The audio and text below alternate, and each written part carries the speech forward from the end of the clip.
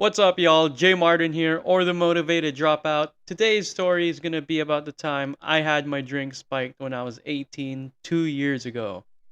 This night alone led me from celebrating from what I thought was a regular birthday party to partying at multiple clubs, losing my dad's Mustang keys, running a 6 kilometer marathon, and then going on a boat trip on a yacht with zero sleep. This, hands down, has probably been the most eventful nights that I've ever had. But real quick, if you want to hear more of the stories that I've experienced, make sure you give this video a like. That lets me know that you enjoy the content. But just so you know, I post these videos not only for entertainment purposes, but my real intent is just to get you guys to learn from my wrongs. And hopefully there's a learning element to this that you can pick up by the end of the video. And nothing's better than sharing past memories with a bunch of friends. So this story time took place 2 years ago on a Saturday. I wasn't up to much and I probably had no plans that day. Until a friend of mine hit me up and said his girlfriend's friend invited them to this birthday party that night, and he didn't know much of the people there, so he wanted me to come tag along, right? And for whatever reason, when I was 18, if anybody asked me to hang out or something, I'd literally be there, no questions asked. I just said yes to everything, and especially if it was a party, because I don't know, being at home was just dreadful to me. So it approaches around 8 in the evening, and I got dressed up and met my friends, and then we drove to the party together. Now, we were told to be at the place by around like 7 p.m., but being us, we did that thing when you showed up to the party when you knew it was at its peak or something. So we pulled up at like 10 o'clock. Now, I didn't know what to expect at this party, okay? I just knew I was with a good friend of mine and his girlfriend who I was pretty close to as well, and there was gonna be girls and drinks and all that good stuff. So my buddy and I agreed that hey, if it's fun, we'll stay and at least make a couple new friends. If it's whack, we'll just say what's up, have a few drinks, and then make a decision from there, right? Good deal. Now, although this was a birthday party, we got the message that everyone who was directly invited could bring a couple of their friends along, so don't get the narrative twisted and think we didn't care about the birthday celebrant and we were just there to take advantage of the free drinks and then just bounce and whatnot. But yeah, we got to the venue, went inside, and it was pretty much what you'd expect from a typical house party. There was about like 25, maybe 30 people, and it seemed alright at first glance. The party had like a Project X theme to it, which was dope. But keep in mind, we didn't know anyone at this party except for my friend's girlfriend that knew the person hosting it. So, first things first, we made our way to the host of the party and greeted her and all that, and she was pretty cool, you know. Everything was all good then. We got to talk and introduce ourselves to a bunch of people that were there, and we were just having a couple drinks and just enjoyed the music. About 45 minutes to an hour goes by, and at this time, we already had a few shots here and there, and there was a lot of booze at this party, alright? Like a lot. And of course, the party was loud. There was a lot going on, and I remember seeing this one crazy loud guy and a bunch of his friends, but I noticed this one guy in particular in this group, and they were pretty much the only guys aside from us that were there at the party, and they seemed to be having a good time. He was just standing there by the table handing out shot glasses to everyone, and I'm not one to judge, but something about them just seemed like they weren't up to anything good, and in just a little bit, you'll understand why I bring that up. A few more drinks later, we were getting a little bit loose at this point, but if anything, I'd consider myself pretty high tolerance anyway, and my friends were too. I wouldn't know how to justify that, but we could definitely trump the average Joe. Let's just say we weren't lightweights, probably because at the time we were out partying 3 to 4 times a week. But after checking the place out and just seeing what people were up to and stuff, my friends and I looked over for an area where we could just chill and sit down or something. But as we were walking, we bumped into the guy I mentioned earlier that was giving out shots to people, and he asked us if we wanted to take a shot with him. And I didn't think of it much then. I just thought, okay, it's a party, we're all just trying to have fun, so I said, why not? I mean, he had the glasses ready, and I saw him giving out a couple drinks to people before us, so nothing shady here, I thought. So my friends and I got the glasses, we raised them up, and said cheers, took the shot, and if I recall correctly, it was a shot of vodka, but yeah. We took the shot, told him thanks, and continued doing whatever it was that we were doing. And a little after that, a couple minutes later, there was a little pattern that I noticed subconsciously that didn't appear obvious, but in hindsight made a lot of sense. So it was pretty much safe to say, after just chilling at the place for over an hour or so now, that we were getting a bit tipsy. And I didn't tell anyone this, but in my head I stopped to think, okay, everyone in here is drinking, and everyone's being loud and stuff, but wow, none of the guys are drunk here. And there wasn't much guys to begin with. Now, that didn't spook me or anything. However, the girls at the party were clearly drunk out of their minds, and for some reason, something just wasn't quite adding up. I could feel it intuitively, but then again, it was a party, people get drunk. So we were just trying to do our own thing, have a good time, interact with some people that we met there. But it wasn't like we were conversing, like, hey, so what school do you go to? But we were just having small talk with people, trying to get a feel of what the crowd was like. So we were at the point where we spent an hour or two at this party, and we decided, all right, we'll take one more shot in here, and then we'll go to a club that was nearby.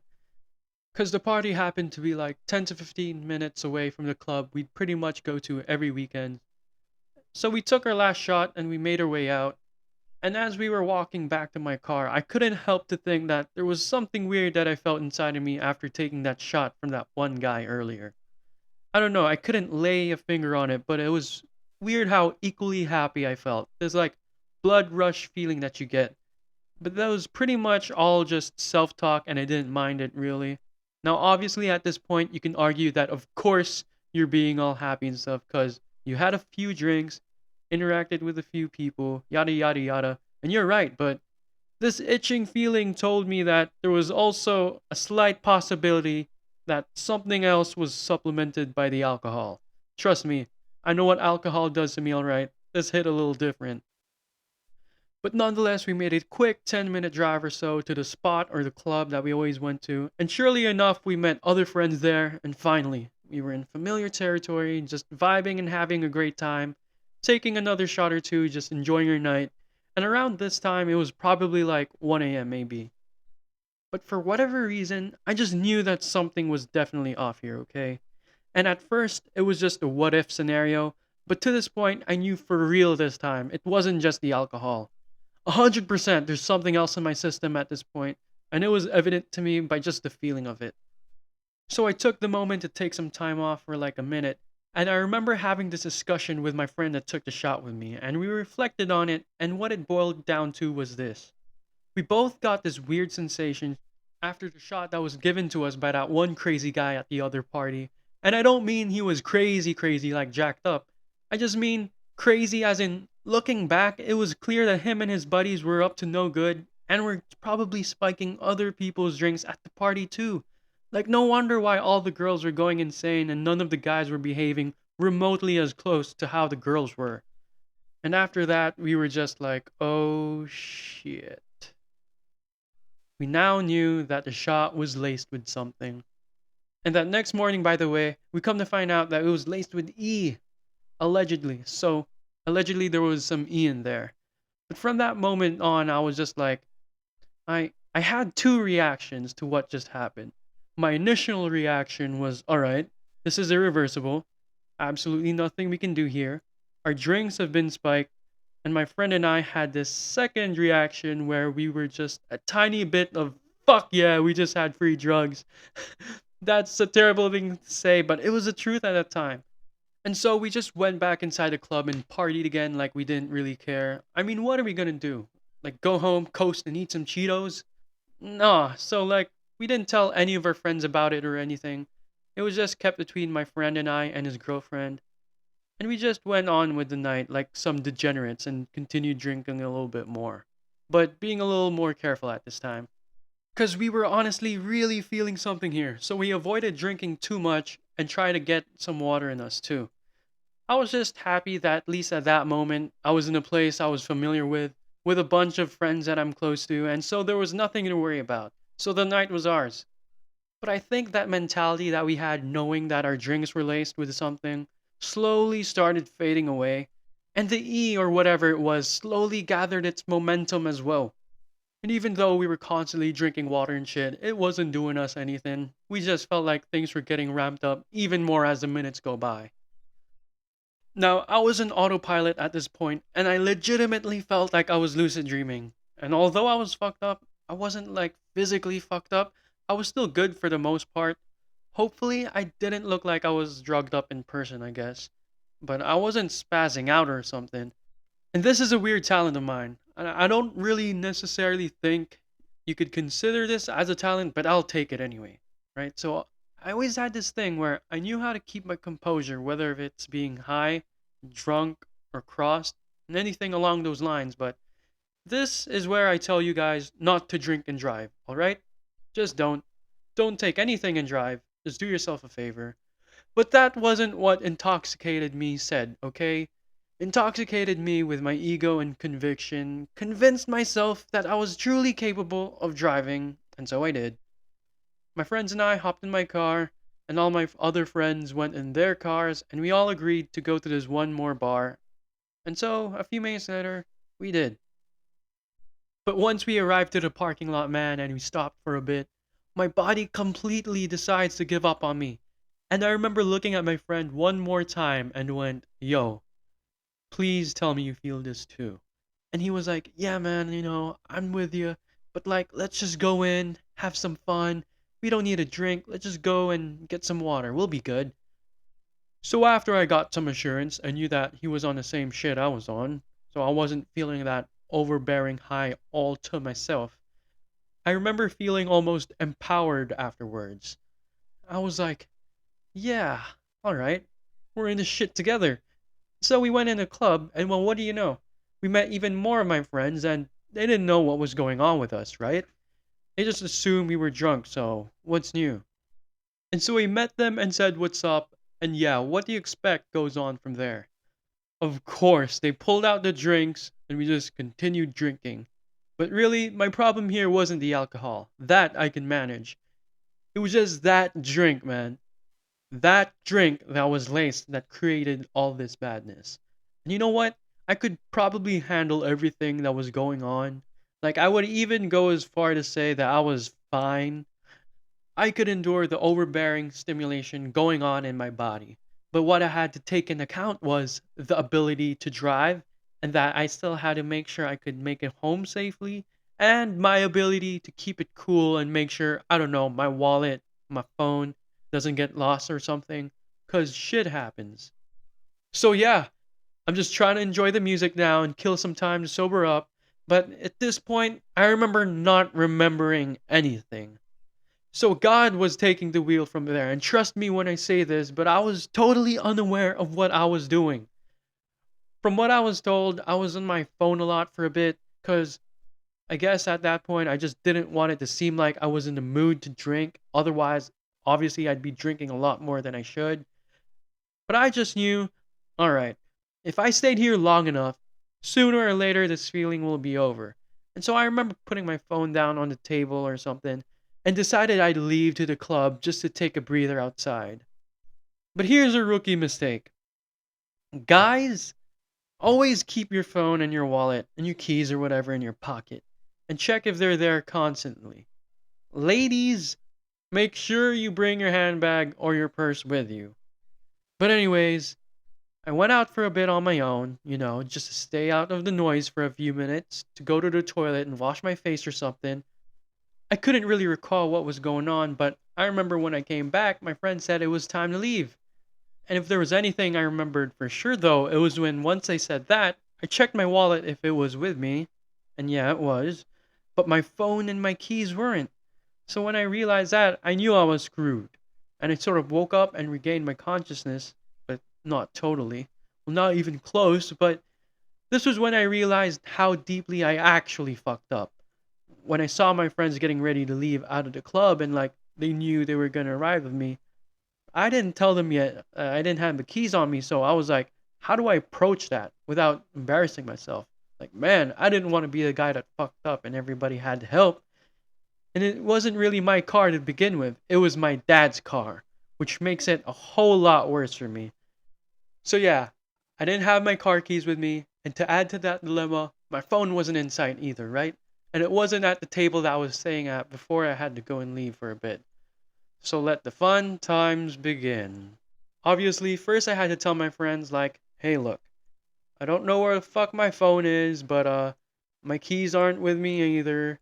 And if you want me to drop you guys home and stuff, you gotta help me find my keys while I go look for my phone real quick." And thank God I had kind friends, alright, because they of course said yes, they would. And that was a relief. So my friends and I searched everywhere for them. And looking back at it, I just wish I was another person witnessing all of this going down, because we were just blatantly looking underneath every table and every piece of furniture inside of the club. And this in itself was so hard to do, considering there were other people that were in there. Just picture a group of 3 to 5 people in a packed club with all the music going on, drunk people everywhere just having a good time, and us just desperately looking for their shit with our phone flashlights on. Not mine, of course. I didn't have one in that moment. Fortunately, we did end up finding my phone, thank God, but we couldn't find my damn keys. And this was a huge problem from the get. Because understand this, if anyone at a club, drunk, found a car key, in this case, a distinct car key because there's a horse logo on it, well, who wouldn't take it and drive off with a free car, right? So I had to be sure I was the one that finds my keys before anybody else does.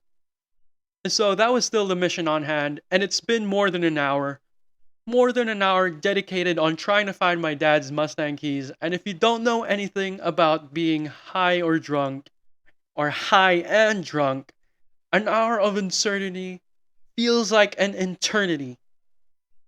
That rhymes. Anyways, so I tried retracing my memories, but that didn't work. I tried asking a bunch of people that were there if they've seen anything. That didn't work either. So I made the decision to actually go back to my car and start from there. It wasn't instinctive to just go to my car without its keys because, well, one, I didn't have them, and two, I parked far off the lot, but I thought I'd retrace my steps from there because it was a good idea. And what do you know? I saw my car just parked right there and call me drunk, high, all sorts of fucked up, but I was stressed and I was desperate. So I had the audacity to attempt to open the door even though I didn't have the keys, right? And I don't know, I was just so done by this point by all the chaos that has happened. Have you guys ever been in a situation where you've been locked out of a house? In this case, a car, and just that frustration just trying to get in even though you didn't have the keys? So yeah, I reached out to the door handle and it just made that click sound, and guess what? It wasn't locked. And so I had this head scratching moment as I opened the door and saw the keys on top of the driver's car seat. And my jaws just dropped like Jesus. And it took me a minute to finally take in of just I don't know what words I could use to describe this feeling I was in. Just this weird flux of confusion, frustration, and also relief. But my friends were just very annoyed. But I was like, hey, we're here now. And all of that we had to go through, all the sweat and worry. So I started the car, okay, finally had it. May or may not have done the celebratory rev as I got out the lot that apparently some drunk folks at the sidewalk didn't appreciate at 4 a.m. And there were this group of grumpy 30, 40-year-old men. And they got annoyed and threw a drink from plastic cup to the car as we rolled by. Yeah, dick move by me to be causing a nuisance. I apologize, but come on, do you think I would care after the hell-bent situation that we got ourselves into? No, alright? No, I didn't. Because finally, at this moment, I felt the universe was doing me something right. And finally, I was feeling a bit sober 4 hours after I took the drink that was laced with the thing. And I promise I was sober this time, for sure. Like 70%. So we went back to my friend's house to get some water to chillax a bit. And after we arrived to the homie's crib, I asked him, so what are your plans later? And I remember him casually saying, oh, nothing much. Just gonna run a marathon for a stupid PE class an hour from now. And like, I was just puzzled. And this was the most iconic part when he asked me, hey, you wanna join? Because it was a public marathon and anyone could participate. But I was like, heck yeah, I'll do the run with you. And nothing about my well being wanted to go for a marathon, but I agreed to go with him under one circumstance, and one circumstance only that would make it worth my while to go run the marathon with him. And it was that I'd only do it with the same outfit on when we were out partying, and I was gonna bring a pack of cigarettes to smoke while we do the run for some banner. And he was like, alright, bet. And for an idea of what I was wearing black jeans and a white button up shirt, and I forgot what the shoes were, but certainly nothing sporty. And so we did it. After 30 minutes of chilling, we went to the spot where the marathon took place and we completed it without going out of breath. And I still have the photos of us running as we smoked the cigs, and it was epic.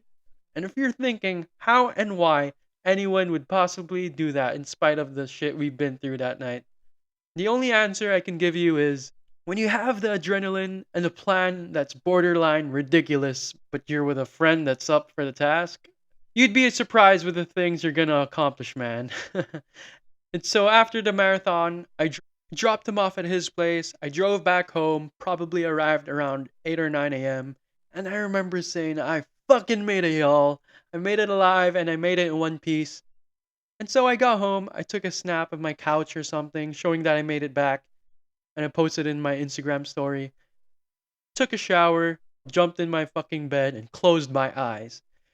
But that wasn't all that happened after that, guys. There was something that came up and I wasn't able to go to sleep. But boy, I would have been a lucky man if the story ended from there. Because there was another crazy yacht trip that happened right after this. But that was the night that led me from consuming one drink that was spiked to all that madness. But like I said, it didn't end from there. If you want to know what happened in that boat trip, let me know by leaving a comment. This story was surely one for the books. And moral of the story, don't take random shots from people, okay? And don't drink and drive either. That's it for me today, guys. Peace and love.